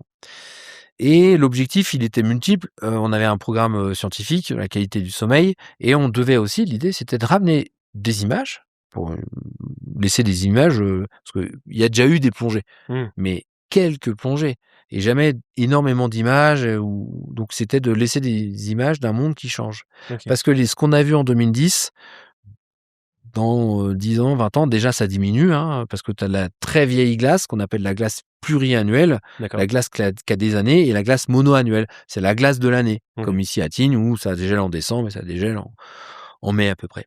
Et donc c'est de faire ces images d'un monde qui change, OK. d'un monde qui n'existera plus, d'ici, 20 ans, 30 ans. OK. Voilà. Ça, c'était l'objectif. Et donc on part et on a fait une expédition qui a duré, 45 jours, alors qui a été écourtée parce que la glace fondait plus vite que prévu, donc il a fallu qu'on se fasse évacuer. Et là, des plongées sous la banquise, mais c'est, waouh! Ah ouais? C'est dingo. Tu as des murs de glace qui descendent jusqu'à 20 mètres de profondeur. Tu entends la glace craquer. Sous l'eau? Ouais. T'as des fois, une fois, je me suis enfoncé dans un trou comme ça dans la glace, au cœur de la glace, et tu as des avalanches de glace. C'est-à-dire, tu as de la glace la glace flotte. C'est-à-dire que ça se décroche parce qu'avec des mouvements parfois, et la glace remonte en surface. Ça te crée D'accord. des avalanches à l'envers. Ça doit être Et magnifique. c'est dingue. Tu fais pas le malin, hein. Ah, tu m'étonnes. Même quand tu es dehors, on a eu moins 55, je crois, au plus froid ou un truc comme ça en ressenti. Mais ouais, c'est puissant. La nature là-bas, T'es à l'extrême. ah là là, ouais. Mais qu'est-ce que c'était chouette. Et tu te souviens d'un moment un peu compliqué pendant cette première expé? Parce que là, c'est une grande découverte quand même. Parce Ouais, que c'est la première. oui, c'est une grande découverte. Des moments compliqués, il y en a eu plein, mais c'est notamment le froid, en fait. Ah ouais. Alors souvent, les gens me disent: «Oui, mais attends, quand tu es en Antarctique, les scientifiques, ils y vont, ou quand tu es au Canada, les -40, tu les as». Oui. Oui, bah, bien sûr. C'est pas -40 en soi qui est compliqué. Ce qui est compliqué, ou -50, c'est de rester plusieurs, jours, C'est en semaines, permanence. c'est en permanence. C'est-à-dire que dans ta tente, quand tu vas fermer ta tente, tu gagnes entre 5 à 10 degrés. C'est-à-dire que s'il fait -30 Fait dehors, -25, -10, il -20. fait -20 dans ta tente. Mmh. Et c'est ça qui est compliqué. C'est que tu fais pas une journée, puis après tu rentres au chaud et que tu manges ton cookie. C'est que tu rentres au chaud, tu gagnes 10 degrés, donc tu seras au chaud à -20 ou -30 ou -40. C'est pas la même en fait, et c'est ça qui est compliqué, c'est le froid. Ouais. Après, heu, l'avantage, c'est que c'était magique, mais on était 8 avec Ouais. un chien. C'est-à-dire qu'en gros, notre peur, nos appréhensions étaient diluées dans le groupe. C'est-à-dire que si Ouais. je passe à travers la glace, moi j'ai bien les copains qui vont m'aider, hein. Ouais. Ouais, Donc bien sûr. en soi, voilà, la seule chose qui a été difficile, c'est le froid. Et après la partie technique, c'est-à-dire que plonger, quand tu sors le matos de l'eau, alors faire une plongée sous la glace ou au pôle Nord, c'est facile. Ce qui est difficile, c'est de replonger derrière alors que ton matos, il est glacé. Ouais. C'est un glaçon. Ah ouais. Et tu rien pour réchauffer ou tu pas grand-chose. Ouais, ouais. Et c'est ça qui est compliqué. C'est de réutiliser ton matos plusieurs fois. Bah ouais, tu m'étonnes. Et Et puis le matos, il est pas fait pour ces températures-là. ouais, bien sûr. Et ce moment-là, enfin, psychologiquement, tu le gères comment? Parce que, j'imagine comme, enfin, nous tous à bien, bien moindre échelle, mais quand tu es fatigué, tu supportes moins les choses. Et là, en fait, quand tu es en permanence, contact avec le froid, que il faut réchauffer ta combi pour pouvoir l'enfiler, je présume, en tout Mmh, cas. mmh. Mais comment tu gères, en fait, au bout d'un moment, tu sais, ce côté parce qu'en plus, pareil, je pense que tu fais pas des nuits de sommeil de 8 heures en mode: «Ouh, j'ai bien dormi ce matin», quoi. Non, tu dors pas bien, hein. Non, tu dors pas vraiment bien d'ailleurs, ça c'est sûr. Alors, il faut savoir, et je m'en suis aperçu sur la première expédition, que déjà, l'être humain, en gros, s'adapte au bout de 10 à 15 jours, D'accord. suivant les personnes. OK. Ça veut dire qu'en fait, au bout de 15 jours, je vais exagérer, mais on était chez nous, on était bien. Ah ouais? Ouais. En fait, on avait les techniques, on avait accepté le froid, puis en fait, on savait plus ce que c'était le chaud. Donc en fait, ton corps humain s'adapte au bout de 15 jours. OK. Donc ça, c'est un truc qui est intéressant. C'est-à-dire que, dans les situations de survie, bah, en gros, ça va être, si tu arrives à tenir les 10 ou 15 premiers jours, en gros, tu vas tenir longtemps. Tu peux tenir longtemps. OK. D'accord. C'est-à-dire tu vas retrouver les solutions pour rester. Et on dit souvent d'ailleurs une expédition, ça passe ou ça casse les 10 premiers jours. OK. Voilà. D'accord. Donc, alors je dis pas qu'on dort bien, hein, encore une Mmh. fois, mais Mmh. on a trouvé les techniques, ton matelas, tu vas le mettre comme ça, ton oreiller comme ça, et cetera. Et non, ce qui est difficile après, c'est souvent de manger la même nourriture quand Mmh. même, voilà. Mais il faut aussi savoir que on va s'être habitué au bout de 15 jours. 2, on sera plus léger parce que chaque jour, on va perdre du poids parce qu'on a la nourriture, on a le carburant. Donc, plus on est léger, plus on va pouvoir avancer vite. Donc, et puis, plus on va avancer dans le temps, moins il va faire froid, Mmh. en théorie. Oui. Voilà. C'est-à-dire qu'à la fin, nous, l'expédition, on a fini, il faisait -10 ou -15, on était en t-shirt. Ouais, ça va. Ah ouais, quand tu as eu -40 ou -50, ça allait bien, quoi. Tu m'étonnes. Donc, Et petite question qui me vient comme ça, mais pourquoi un chien? Partir avec un chien? pour les ours. Ah! Eh oui, parce que on faisait pas les malins, hein, tu fais pas les malins, Vous en avez face à. rencontré? Alors non, bah, ça se trouve, ils nous ont vus, hein, parce qu'on puait, hein. Tu 8 personnes, qui se lavent pas, hein, parce qu'on se lave pas, hein. Ah bah, oui, je me doute bien. Donc tu imagines, tu vois à peu près le truc, hein, pendant 45 jours où tu te laves pas, ça pue bien. Donc je pense que les ours sont pas bêtes, ils nous ont sentis, mais il est possible que, ils soient pas venus, mais on en a pas vu. Mais c'était pour nous alerter, éventuellement, de la présence d'ours, le OK. chien, ouais. Mmh. Et donc là, à partir de là, tu sens que c'est vraiment ça que tu veux faire tout le temps? Ou parce que du coup, tu as quand même encore ton club de plongée, ici, sous glace, à Tignes. Tu continues aussi à la presqu'île de Gien? Ouais, je continue un peu tout, enfin et à Rocamadour, la plongée OK. souterraine. En gros, on est dans ces années-là et je me dis, tout va bien. Moi, mes écoles tournent très bien, je gagne très bien ma vie, mais mon moteur, c'est pas l'argent. Ouais, bien sûr. Mon moteur, c'est aussi l'apprentissage, c'est de me lancer dans des nouveaux trucs, dans des nouveaux projets et en gros, en 2015, je revends tout. D'accord. J'arrête tout. Même à Tignes? Ouais, OK. voilà. Donc j'arrête tout, je revends, et je me lance plus dans les expéditions où je me Mmh. dis: «Bah, OK, j'étais équipier sur la première expédition au pôle Nord, bah, là, je vais faire mes propres projets d'expédition». OK. Voilà et je crée une deuxième, enfin je 1re expédition que je fais tout en tant que chef d'expédition et cetera. On part avec un copain qui s'appelle Vincent, qui était sur la première expédition au pôle Nord, qui était caméraman et en gros, je lui dis: «Tiens, ça te dit pas, on part, sur la côte est du Groenland», donc une des côtes quand même les plus sauvages et les moins explorées du Groenland. Pas ex Jamais explorée, hein, c'est pas vrai, mais Mmh. la moins explorée, Très peu exploré. très peu explorée. On part en kayak et puis on part d'un village qui s'appelle Itokotormit jusqu'à Tasiilaq. Ça fait à peu près, 1 000 km. On part en kayak comme ça et puis, je sais pas, je vais plonger sous les icebergs et puis ça va être génial, et puis lui, il me dit: «Bah ouais, génial». Bah ça, c'était notre deuxième expédition. OK. Voilà, donc on est parti 51 jours, 1 000 km en kayak et je plongeais, régulièrement sous les icebergs. Enfin OK. régulièrement, de temps en temps sous les icebergs. Et là, toujours pareil, dans un objectif scientifique ou purement plaisir? Parce que Non, comment tu allies un petit peu tout ça? on est dans la il y a toujours une partie scientifique. Alors, Mmh. là, c'était la mesure de la pollution atmosphérique, Mmh.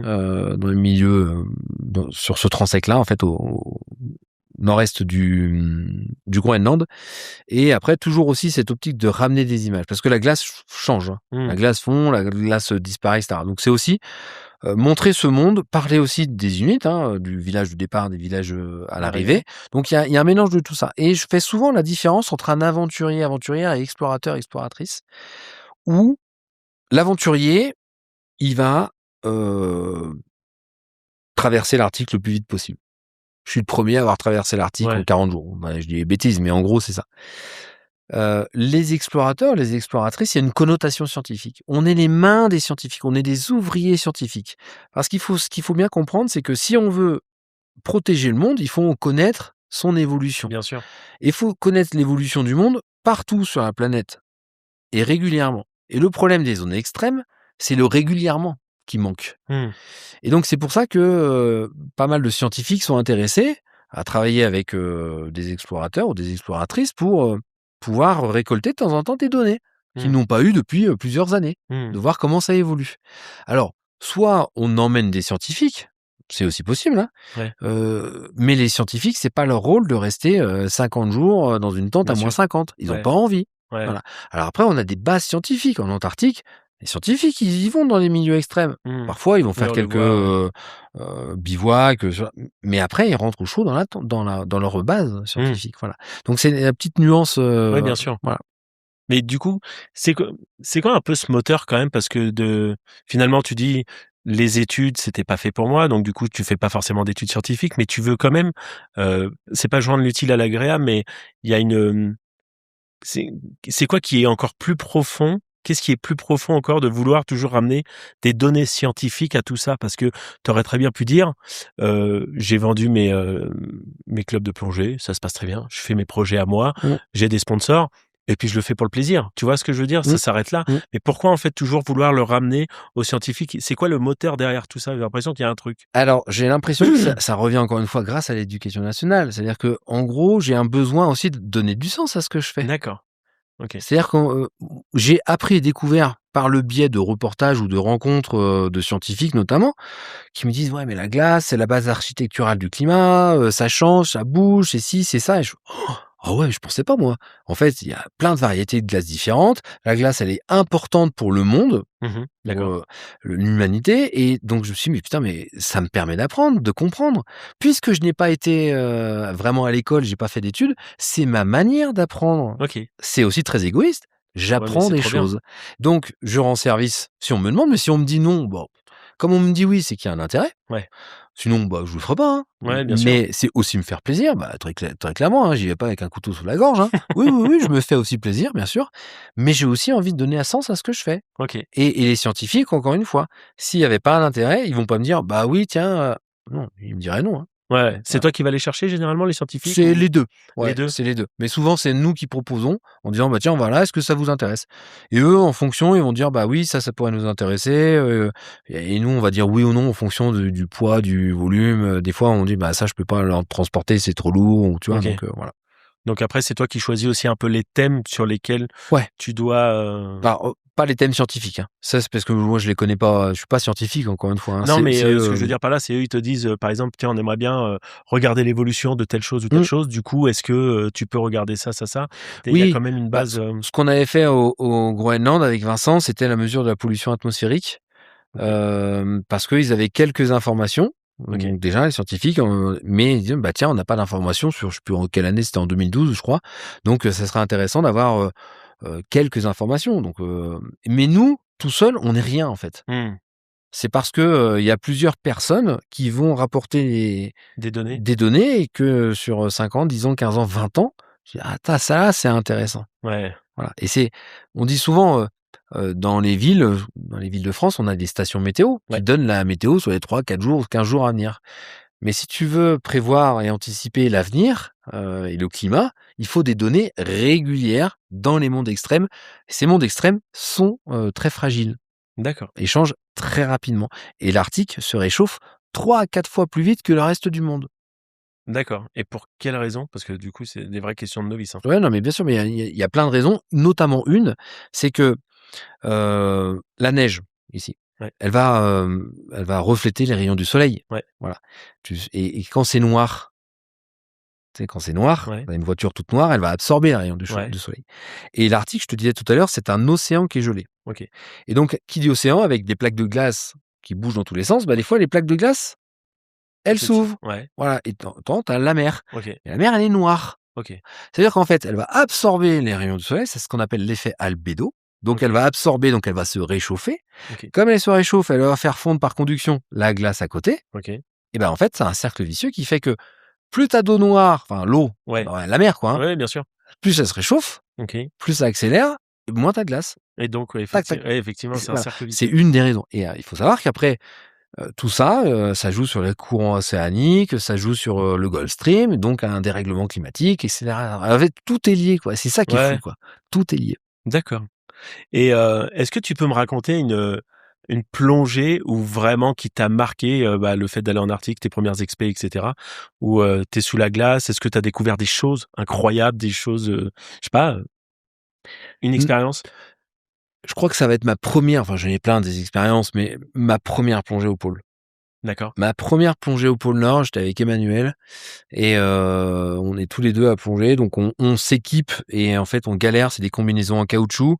Tu le disais tout à l'heure, il a fallu les réchauffer. En fait, on essaie de les enfoncer, mais c'est le caoutchouc, il a rétréci, on n'arrive pas à les enfoncer, on est comme ça. Donc on a des décapeurs thermiques avec un groupe électrogène, Ah donc ouais. et on les réchauffe, tu sais, le truc qui fait fondre la peinture là, Ouais. et on est comme ça en train de réchauffer notre matériel. Donc on arrive à les mettre, on est comme ça: «Ça va les gars?» «Ouais, ça va, super». Je Et là, on se respire met plus. dans l'eau, et en fait, on a, un mur de glace, tu vois? On a fait un carré, en fait, un carré pour, sur la banquise pour pouvoir descendre.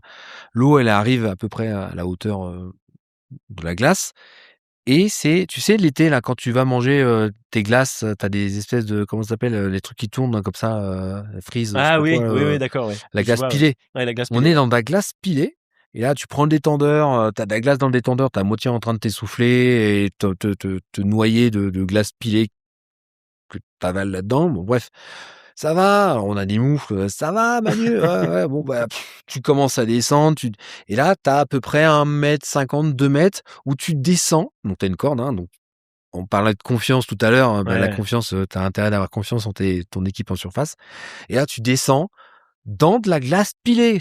Imagine l'été, quoi. ouais. Quand tu es à la plage et que tu vois les trucs qui tournent de glace pilée, bah, c'est exactement la même chose. Tu descends, tu sais pas où tu vas, et tu sors de cette glace pilée à peu près à 2 mètres de profondeur, et c'est horriblement froid, hein. Température de l'eau, -1,6. 4000 mètres de fond.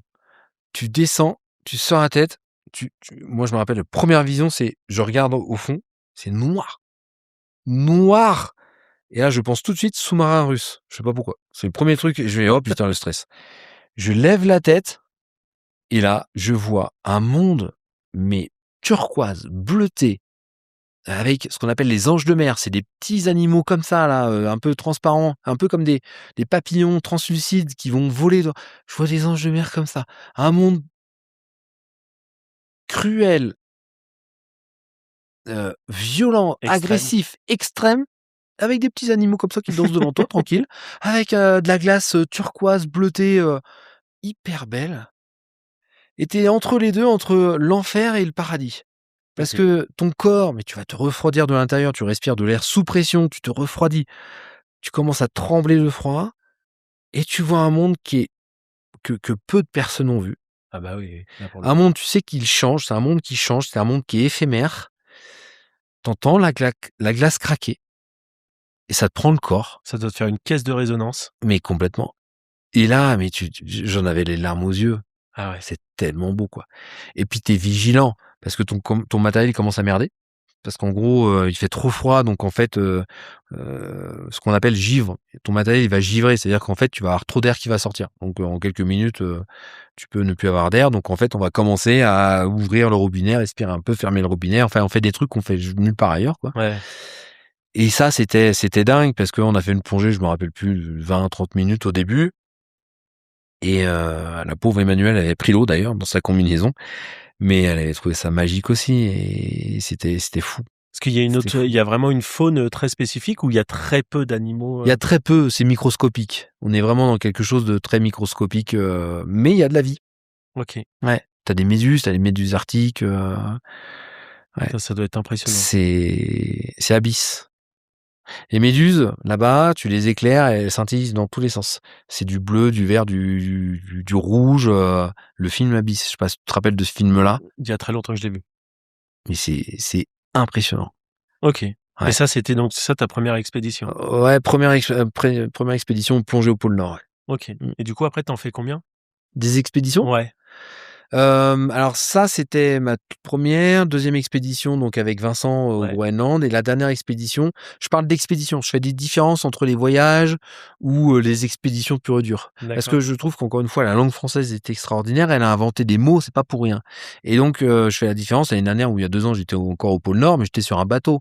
OK. J'appelle ça un voyage, ou Ouais. un voyage aventure, c'est pas pareil. Ouais. Quand tu dors 2 mois, dehors, dans une tente, pour moi, c'est un peu plus les expéditions.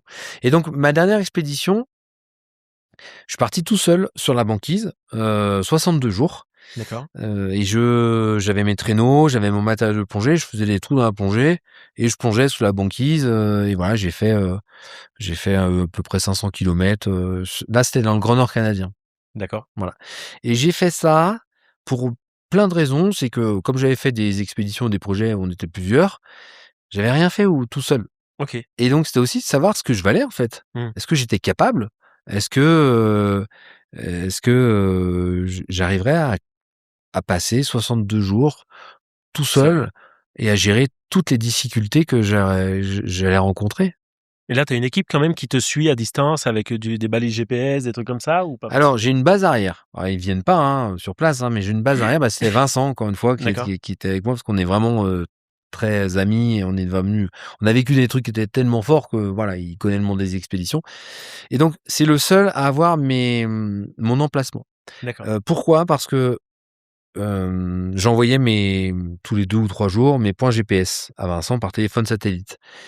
Et on avait pris cette option, et je pense que si je repartais demain, je ferais pareil, de ne pas dire aux gens où j'étais exactement. Pourquoi? Parce que tu pars au bout du monde. Tu as envie d'être libre, Mmh. quand même. Tu as pas envie d'être fliqué. Et donc d'avoir des gens qui se permettent sur les réseaux sociaux de dire: «Mais pourquoi il passe là? Mais oh, il a pas avancé beaucoup aujourd'hui. Mais comment ça se fait qu'il avance pas aujourd'hui? Pourquoi il est bloqué dans la tente? Oh là Enfin, là, il elle est vite chochotte, fatigué quand même, il est hein, fatigué. Ouais, franchement. franchement, mais à quel moment les Je gens t'ai vont me demandé ton avis, juger, en fait, quoi? ouais. Non mais tu qui, quoi? Ouais, c'est ça, Donc ouais. non, en fait, on sait, donc Vincent sait où je suis. Les autres, lui, il dit: «Bah voilà, Alban il a avancé, machin, il est à peu près par là, et cetera». Et puis on fait bien ce qu'on veut.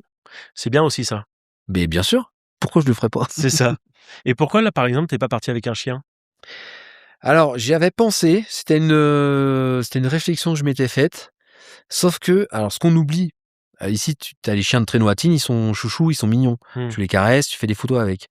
Les chiens qui sont formés les chiens des Inuits, hein, Ouais. déjà, c'est pas tous les chiens. Il OK. faut qu'ils soient formés à la détection et à l'attaque des ours potentiels. Et c'est des loups, en fait, les trucs. Ah ouais? C'est-à-dire qu'en fait, C'est tu pas leur des fais pas de papouilles et ils dorment câlin, hein. avec toi dans le Non, non, canapé, non, quoi? non, non, ou alors c'est pas un chien pour les ours, en fait. Ouais. C'est peut-être pas tous, mais en tout cas, c'est pas un chien, c'est un chien pour les ours, quoi. Moi, c'est un peu Et comme moi, chez nous, les j'ai patous, ou pour les chiens de berger, quoi. ouais, c'est ça. Alors après, attention, si tu as l'habitude, tu peux. Oui, Moi, j'ai jamais grandi avec, des animaux. d'accord. J'adore les animaux, mais j'ai jamais grandi avec un OK. je me suis posé cette question quand même, Ouais. mais ouais, c'est chien inuit, quoi. Je Ouais, parle donc pas ça bien l'inuit non plus, tu vois? Donc ah bon? Tu as pas appris? Non, mais nous, on l'a fait, 15e langue. ah oui. Ouais, c'est ça, ouais. Et heu et donc là, du coup, tu pars 62 jours. Tu es revenu quand? Je suis revenu quand, en De quelle année? Non? la dernière Ah, c'était en expédition? 2018 l'année dernière. D'accord, et Ouais. là, donc depuis, tu es reparti ou tu es pas reparti? Non, alors, il y avait des projets, mais il y a eu le covid quand même. Ah oui, c'est J'étais au vrai. Groenland parce qu'après moi, pendant pas mal d'années, j'étais guide où j'emmenais des gens plonger en Arctique ou en Antarctique. D'accord. Voilà, donc OK. j'ai fait ça pas mal de temps. D'ailleurs, quand on a eu le covid, il a fallu que je revienne avec les clients. Ah ouais. Et puis après, en fait, je me suis surtout lancé dans mon prochain projet qui est le projet de vie. Ouais, Hem, c'était ma prochaine question, justement. C'est oui, bien. mais j'avais envie Tu as bien raison, mais c'est parfait. de Le te mettre dans timing est la parfait. merde. Non, en gros, je me suis dit: «OK, j'ai fait des expéditions, j'ai à peu près compris l'importance de la banquise, à quoi ça sert et cetera et cetera, et on a un besoin, quand je te disais tout à l'heure, d'avoir des informations régulières». Mmh. Les explorateurs et exploratrices, on est des ouvriers scientifiques, on est les mains des scientifiques. Je me dis: «Mais quoi de mieux que d'emmener les scientifiques, bah, sur place?» Mmh. Alors, je n'invente rien, ça existe en Antarctique ou un peu en Arctique, tu as des bases scientifiques, hein, donc Mmh. je ne veux pas inventer ça. C'est pas ça, c'est que moi, mon métier, c'est quoi? C'est moniteur de plongée, spécialisé dans les zones, confinées, polaires, avec une expérience polaire en tant qu'explorateur. Bon, mais est-ce que j'emmènerais pas des scientifiques au cœur du réacteur climatique, c'est-à-dire l'Arctique, Ouais. qui se réchauffe encore plus que l'Antarctique, hein. C'est-à-dire, quand je dis au cœur du réacteur climatique, c'est de créer une base scientifique sous-marine, sous la glace, OK. et de vivre avec l'environnement, Ouais. au cœur de Au cœur de l'environnement. l'environnement. Et si tu es au cœur de l'environnement, tu es intégré à l'environnement, et 2, tu le vois évoluer. Parce que les gens ils me disent: «Mais pourquoi tu mets pas une caméra ou des capteurs?» Alors ça peut arriver par endroit, sauf qu'il fait tellement froid que les capteurs, les machins, il faut quand même des batteries, donc et puis surtout, c'est que quand tu mets quelque chose, une caméra dans de l'eau à -1,6, tu as une gangue de glace qui va se former devant, Mmh. tellement il fait froid. Donc aujourd'hui, c'était Thomas Pesquet qui disait: «Bah, nous, pourquoi on n'est pas remplacés par les humains dans ces environnements extrêmes? C'est parce que aujourd'hui, on a besoin d'électronique, d'innovation, de technologie, bien sûr, mais aujourd'hui, on a aussi besoin d'humains, Ouais. et rien ne remplace l'être humain et l'œil humain». Ouais, bien sûr. Pour Voilà, l'interprétation. exactement. Et ben, c'est ce qu'on va faire. L'idée, c'est de créer une station de recherche sous-marine, scientifique, qui serait, sous la glace. Donc là, ça serait d'embarquer, une équipe de combien? Vous avez une idée déjà, hein? Ouais, alors en gros, c'est, j'insiste aussi sur, je n'invente pas le concept des Bien sûr. habitats sous-marins.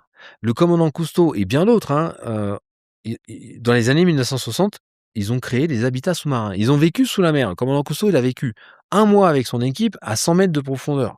D'accord. Moi, je vais pas inventer le concept. Il y a eu 63 habitats dans le monde. OK. Chaque pays a eu sa petite, maison sous-marine. OK. D'accord. Bon, mais c'était surtout pour démontrer que l'homme pouvait travailler sous la mer. Ça a donné naissance aux scaphandriers à grande profondeur qui travaillent sur les plateformes offshore. Puis après, ils ont arrêté les habitats sous-marins. Bah, moi, aujourd'hui, puisque tu as des bases en Antarctique, qui sont en surface, Bien sûr. bon, on peut en faire une sous-marine. Ouais. Voilà. Et donc, ça, c'était la première réflexion. Et aujourd'hui, tiens, je vais rajouter une petite parenthèse. Aujourd'hui, on n'invente pas grand-chose, hein. Non. On revient Bah, souvent sur des trucs des années 60 d'ailleurs. complètement. Donc, on n'invente pas grand-chose, peut-être un peu, mais pas beaucoup. Par contre, on innove beaucoup et on revisite. Mmh. Et j'aime bien dire souvent, regarde les chefs. Les chefs, ils inventent pas, Le des bœuf nouveaux plats, bourguignon, hein. il l'améliore, il le Ils l'améliorent, ils revisite. le revisitent. Exactement. Moi, je veux revisiter le concept des habitats sous-marins. Et donc ça, c'était la première chose. Deuxième chose, je me suis dit: «OK, les habitats qui ont existé dans les années 60, c'était tellement gros que certains existent encore». Enfin, ils sont abîmés, hein, mais ils sont encore au fond. D'accord. Voilà, notamment une maison sous-marine de Cousteau qui est, en Égypte. Bon, donc je me dis: «Oh, ça, c'est dommage. On peut plus se permettre aujourd'hui en termes d'empreinte environnementale et cetera». eh ben, on va faire quelque chose de transportable, de modulable, d'évolutif. Ouais. Ah bah tiens, ça me fait penser à l'ISS. Ouais. En fait, on a des modules. Puis si, il y a un pays qui veut un laboratoire, bah, il le finance, puis on rajoute un module. Donc voilà comment est né, Quelque chose de modulable. bah, voilà, Et l'idée, par exemple, là, si tu pars en Arctique, ça serait de partir à quelle profondeur? sous la glace. Juste sous la Ah glace? oui, c'est ça qui est important. C'est l'évolution de la glace. D'accord. Si tu es au fond, bah, autant, tu fais un sous-marin, hein. Ça marche bien un sous-marin, tu vois? Ça Ouais, ouais, existe, non, hein. mais Mais sous la glace, de vivre alors quand je dis ça, c'est entre heu, 5 et 10 mètres, hein, un ouais, truc comme ouais, bien ça, hein. sûr, ouais. Bah, tu vois les Mais en choses évoluer. géostationnaire? Ouais, ouais, ou en dérive, ça peut être possible. D'accord, OK. Ouais. Mmh. Et là, c'est vraiment là, l'idée, c'est de partir quoi? Plusieurs semaines, plusieurs mois? Plusieurs mois, c'est ça une base, qui serait dédiée à ça, en fait. Que sur la Ouais et puis partie après sous tu la peux glace? faire un turnover d'équipage. D'accord, OK. Mmh. OK, non, mais c'est donc ça, c'est le prochain projet. Ah, ça fait quelques années que je suis dessus, hein, Ouais, parce quand que je dis le c'est un gros prochain, bien projet. bien évidemment, je Voilà, comprends. tu bien que, personne n'a d'argent pour ce type de projet, mais j'avance et petit à petit on va y arriver. Mais Ça, tu j'ai vises quel timing? alors à chaque fois on me pose la question. Donc, la dernière fois j'avais répondu fin 2025. Bon, bah, là je vais te dire fin 2028 et puis si c'est pas fin 2028, ça sera, Ouais, il y a pas 2030. il y a pas un gros timing précis, quoi? Non, en fait, moi j'avance, le plus rapidement possible, tant mieux, hein, ça serait bien que ça se Bien fasse, sûr. mais j'ai appris et j'ai compris que le temps était important, et c'est du luxe en fait de prendre Mmh. le temps. Et là aujourd'hui, on en est là parce on est fabricant, on a des partenaires et on veut faire les choses correctement en fait. Voilà. Mmh. Et si tu veux chercher les sous et les financements, bah, il faut aussi être pro déjà dans ce que tu présentes et avoir des bons partenaires, etc. Donc j'avance à mon rythme et puis ça va se faire. C'est cool. Ouais, carrément que c'est cool. Tu sais ce que tu aurais pu faire comme métier si tu avais pas fait tout ça? Est-ce que tu t'es déjà posé la question? Oui, en fait, j'étais bien classé quand j'étais gendarme. OK.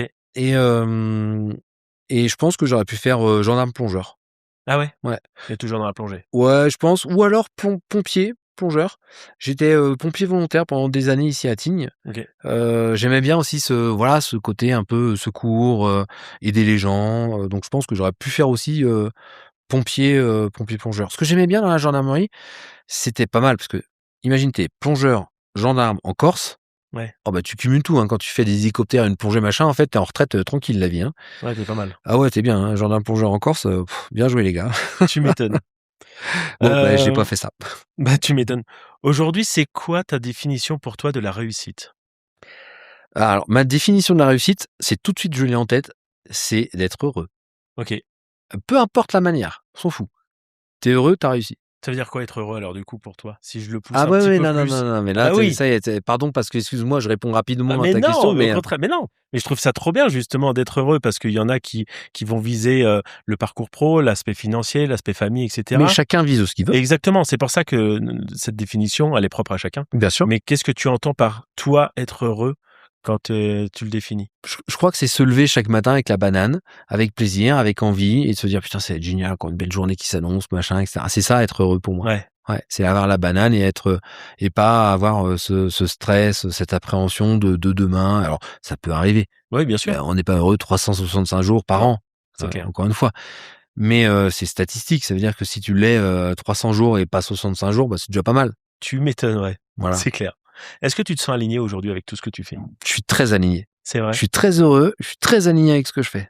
Tu es encore plus aligné qu'avant ou ça a toujours été? Non, je le suis un peu moins qu'avant. Ah Parce que ouais? ouais, parce que comme mon projet, il est quand même assez compliqué, mais en fait, si tu écoutes cette logique, tu dis: «Mais Alban, tu connais rien, comment tu vas trouver des millions d'euros? Comment tu fais à faire ça?» en fait, mais tu sais bien que moi, la logique, je m'en fous un peu. Donc donc c'est un peu compliqué là-dessus.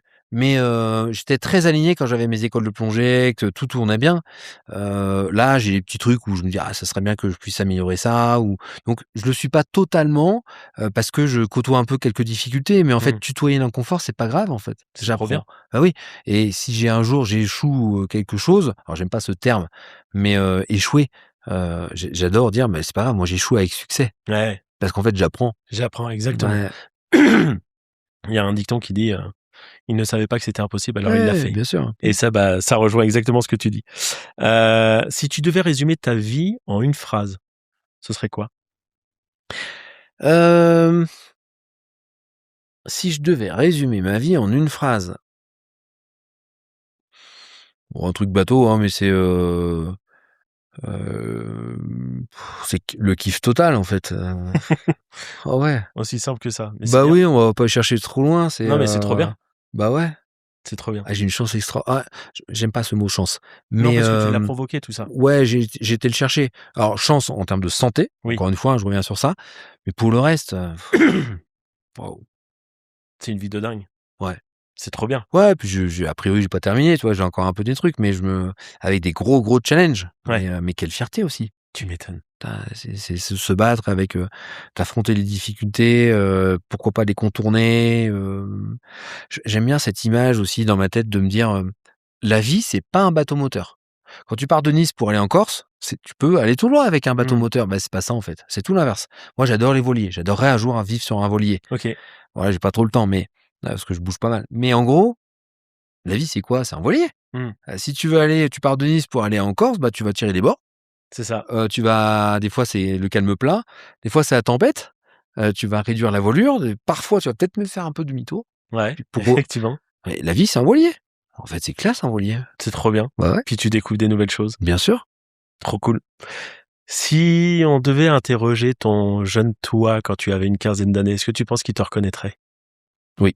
C'est vrai? Ah bah oui, à 15 ans, je savais ce que je voulais. Je vais peut-être pas tout écrit, mais à quelque chose près, ouais. Bah, quand même, enfin, je veux dire, quand tu vois, déjà si jeune écrire des choses et cetera, Ah c'est mais moi, je suis pas un rigolo, moi, hein. Attention, pas hein. là pour vendre des Non, non, chapeaux? non, moi, j'ai une vie à vivre, hein, à un moment, il faut y aller, hein. Tu Ça m'étonnes. peut s'arrêter demain. On Oui, oublie ça, hein. oui. En fait, moi, c'est ça aussi, cette urgence de vivre et d'être heureux, c'est parce que je sais que ça peut s'arrêter. Tu le conscientises? Ah mais largement. On a tous perdu des amis, que ce soit dans les avalanches, en plongée ou en accident de voiture, en maladie. Mais tellement j'en ai conscience. Ah ouais? Mais tout le temps. OK. Je sais que demain, ça peut s'arrêter. Ou là, tout à l'heure. Ouais, donc comme ça, au moins, pas de regrets, le jour où Oui, si un bah, jour il y a un si truc, ça peut durer, tant mieux, hein. c'est ça. Mais soit je la vis à fond, soit je la vis pas et ouais. Comme tes C'est explorations un peu dans l'extrême. ouais, c'est ça, ouais. Ouais, mais je fais pas n'importe quoi, je suis très réfléchi, en fait. Ah mais de toute Ouais. façon, pour partir là-bas, je pense pas que tu puisses le faire, Bah, non, tu peux pas. n'importe comment. Non, non. Donc non, c'est important de vraiment se rappeler. C'est pour ça que j'évite, souvent de râler. Je suis un râleur, comme plein de gens, Mmh. mais regarde, on est bien là, non? Alors là, franchement, ouais, effectivement, les gens derrière la caméra ne voient pas, mais on a quand même un sacré paysage, Mais oui, aujourd'hui, quoi. C'est bien trop sûr. cool. Pour toi, One Ambition, ça veut dire quoi? Ça veut dire quoi? Déjà, je dirais pas one. OK. Je dirais pas one, en fait. Je te casse peut-être ton délire, hein, Pas j'en du suis tout. désolé. Bah, pas du tout, absolument Heu, pas. non, je crois qu'en fait, on peut avoir plein d'ambitions dans la vie, Oui, en fait. Une fois que tu en as un, c'est, déjà avoir une ambition, tout le monde l'a pas. Quand même, ça c'est vrai. oui. Donc déjà une, c'est déjà pas mal, mais en gros, c'est génial d'être ambitieux, d'avoir des ambitions, d'oser, de tenter, d'essayer, parce que, à mon avis, c'est le trésor de la vie. Complètement. Ouais, C'est-à-dire que complètement, mais je suis complètement d'accord. c'est, on apprend des choses, en fait. Et je crois que le pire, c'est, cette routine, de vivre pour vivre, de vivre parce qu'on n'a pas le choix de vivre. Mais en fait, on peut faire tellement de choses. En fait, on a tous des trésors. On est tous extraordinaires, pardon de le Oui. rappeler. On a tous des trésors en nous. Parfois, on ne le sait pas. Et en fait, c'est une fois qu'on a trouvé son trésor, mais putain, on peut tellement kiffer. Et puis il y a rien qui nous arrête, hein. Et il y a rien qui nous arrête, bien sûr. Donc, Tu trouveras toujours le chemin. ouais, c'est ça. Ambition, comment tu dis ça? One Ambition. One ambition, pardon. Tu parles mieux anglais, toi, dis donc. Ouais, non, mais bah, c'est ma deuxième langue, du coup, le mandarin était, non, l'Inuit, pardon, était la 15e, mais voilà, Ouais, ouais, l'anglais ouais. deuxième langue, quoi. Ouais, voilà. OK, merci beaucoup. Si un jeune aujourd'hui t'écoute et il a connu un peu certaines galères, il a pas confiance en lui, t'aimerais lui transmettre quoi comme message? Alors, j'ai pas mal de jeunes déjà qui m'envoient des messages. D'accord, ça Ouais, c'est cool. ouais. Enfin, jeunes ou pas jeunes, hein, d'ailleurs, hein. Alors, oui, c'est vrai, je dis jeunes, mais j'ai pas mal de gens qui m'envoient des messages. Hem, on a tous nos difficultés, hein, très clairement. Moi aussi, hein. Bien sûr. Je suis qu'un être humain, hein, donc non, qu'est-ce que je dirais? Je dis souvent que, je reviens sur ce que j'ai dit, je l'ai déjà dit tout à l'heure, mais les choses sont que difficiles, les gars. En fait, ça permet tellement de prendre du recul. Ça, je me le dis à moi, hein. Ça fait quelque temps que je me le dis. Ça fait pas 20 ans, hein, ça fait 2-3 ans. Où en fait, un jour, je me suis dit, mais mec, c'est que compliqué ce que tu fais, c'est tout. Ah bah oui, putain, mais oui. Putain, j'avais pas vu ça comme ça. C'est marrant cette prise de recul, mais c'est intéressant quand tu dis c'est que compliqué. Bah oui. Bah oui, en fait, qu'est-ce que t'as à perdre? Je veux dire, si ça marche pas, tu fais autre chose. T'auras Exact. appris. C'est ça. Je veux dire, on se met une pression souvent, des fois. Alors, il y a des fois où ça peut arriver, hein. Bien sûr. Mais statistiquement et dans l'ensemble, chez les gens, enfin, ça va. La vie, elle est tranquille, hein, quand même, hein. Oui. Ouais, et puis les choses, les galères, comme on peut l'appeler parfois, c'est que temporaire. Oui. Parce qu'aujourd'hui, c'est la galère, mais tu sais pas, dans 1 mois, 2 mois, 6 mois, Mais bien le sûr. lendemain parfois. Donc c'est temporaire. Comme on dit souvent, la vie, c'est aussi un électrocardiogramme. Il y a des hauts, il y a des bas. Et Exactement. tant que c'est pas plat, c'est qu'il y a de tout va bien. l'espoir. Ouais, c'est exactement. Et oui, bien sûr. C'est ça. Et enfin, dernière question, tu repars avec quoi de cet échange? Je repars avec quoi cet échange? Alors déjà, un échange très sympa, très chouette, Merci. très constructif, intéressant, parce que ça m'a fait réfléchir. C'est pas des choses que je dis souvent. Ok. Il y a des choses que j'ai jamais dit dans ma vie, donc ça c'est chouette. Cette introspection aussi, de me rappeler un peu de cette enfance et comment je me suis construit. Parce que un de mes rêves, j'en ai plein, hein, un peu bizarre, je te l'accorde, ça serait d'échanger avec un psychologue ou une psychiatre ou je sais pas trop qui, bon, enfin qui veut quoi, de dire comment je me suis construit et pourquoi j'en suis arrivé là. Mmh. Donc OK, il y a l'école, mais moi j'ai une enfance qui était super, enfin je veux dire, j'ai pas trop de problèmes psychologiques. Mais il y a un truc quand même. Et ben, voilà, s'il y a un psychologue, psychiatre ou je ne sais Moi, j'ai qui, trouvé ça passionnant, justement. qui m'écoute, voilà, Il t'écrit, donc voilà, petit message, si un voilà, et psychiatre si ou je un peux faire une psychologue veut, psychanalyse, ce serait voilà, une génial, belle quoi. psychanalyse, exactement. J'adorerais. Ouais, ça serait trop cool. Mais en tout cas, merci beaucoup, Allemand. Bah, c'était un plaisir. Merci, messieurs pour cet échange Est-ce et qu'il y ce a quelque moment. chose qu'on peut partager, je sais pas, tes réseaux sociaux? Est-ce qu'il y a une actualité en ce moment qu'on peut partager en Non, lien, t'embête pas avec etc.? ça, c'est gentil. On s'en fout? Ouais, on s'en fout. Non, alors qu'est-ce que j'ai comme réseau? Moi, j'ai Instagram, c'est là où je suis le plus. OK. Donc Alban Michon, Instagram. Et après, j'ai un peu de LinkedIn. Je crois que je suis sur Facebook, mais je suis pas trop. Donc en gros, c'est Instagram ou LinkedIn. OK. Enfin voilà. Et puis s'il y a des gens qui ont des questions, de machin, enfin ils m'écrivent avec grand plaisir, quoi. Eh ben, trop cool. Et puis merci à vous. Bah, merci, Et c'était super cool. bravo parce que vous tentez, vous osez et vous faites. Exactement, Donc on voilà, c'est essaye. chouette. Bravo. Merci beaucoup. Allez, bonne journée. Ciao. Salut.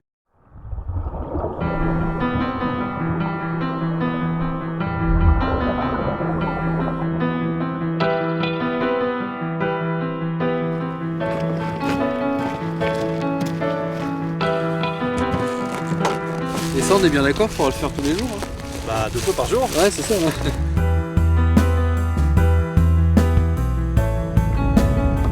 Qu'est-ce qui s'est passé?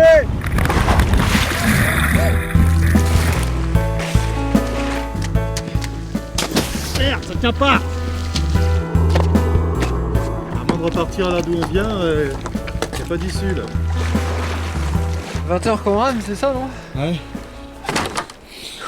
J'en ai marre.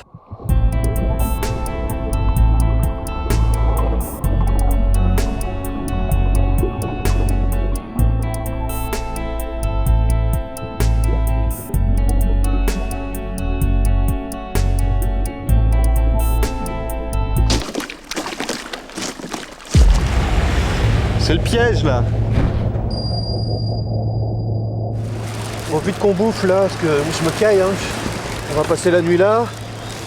Et dès que la glace se libère ou que... Je sais pas moi. Je sais pas, bon, on vous tient au courant demain si on est encore là, quoi.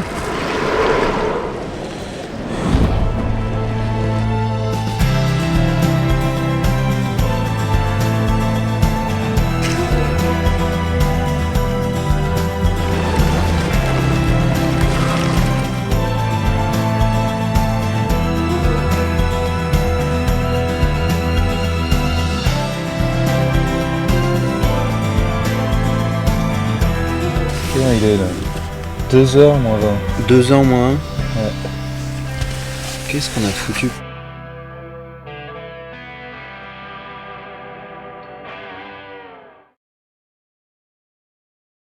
Merci d'avoir écouté cet épisode de One Ambition. Si cet échange t'a apporté quelque chose, pense à t'abonner, à liker et à mettre 5 étoiles sur tes plateformes d'écoute préférées. Ton soutien est essentiel. Il nous permet de faire grandir le podcast et de vous proposer des invités toujours plus impactants. Et si cet épisode peut résonner chez quelqu'un autour de toi, n'hésite pas à le partager. On se retrouve très bientôt pour un tout nouvel épisode de One Ambition.